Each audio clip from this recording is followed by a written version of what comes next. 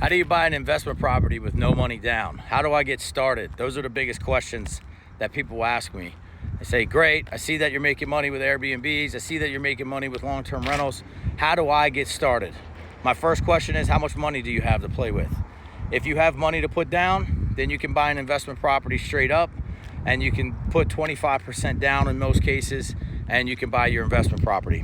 Then you have to see if it makes sense. So if your mortgage payment, your HOAs, and all of your debts that come along with owning an investment property, management company if you're going to use one, if let's say those debts are $10,000 a year, mortgage payments and everything, and your rent is $8,500 that you're going to be collecting, then that doesn't make sense. So I like to use the rule of thumb: if I buy it for $200,000, if I can rent it for $2,000 a month, 9 times out of 10 that's going to make sense. That's kind of quick math that you can do.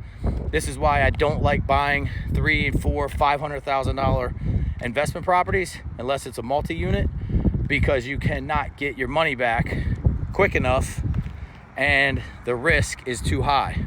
So on a $400,000 townhouse, you probably can't rent that in certain areas. You can't rent it for $4,000. Now, if it's like a beachfront place, well, you're not getting a $400,000 beachfront place, but you see my point. So on a short-term rental, now those are different. If you can if you have a $400,000 house at the beach that rents for 3 months out of the year, and it costs you $40,000 to own and operate that, and you make $50,000, well then, you paid your mortgage and you made $10,000. Sure, you got some expenses and some write-offs, but in the long run, it's a good deal. You're profiting money, you got cash flow. Biggest thing you want to get is your money back. You want to get your money back pretty quickly. You do not want to break even. A lot of people buy second homes or investment properties and run them out, and they say they'll break even, and in 30 years they're going to retire. Well, I got news for you.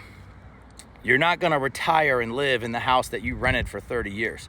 For one, the house is going to be absolutely destroyed. You're going to have to renovate it. And two, your family's going to outgrow that house way before it's paid off.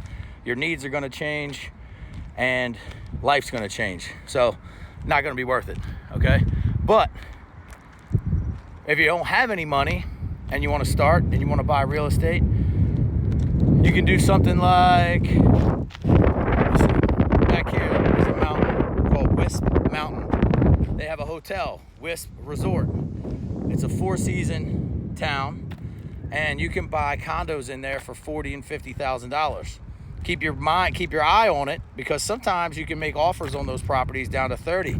I was able to pick up 2 of those properties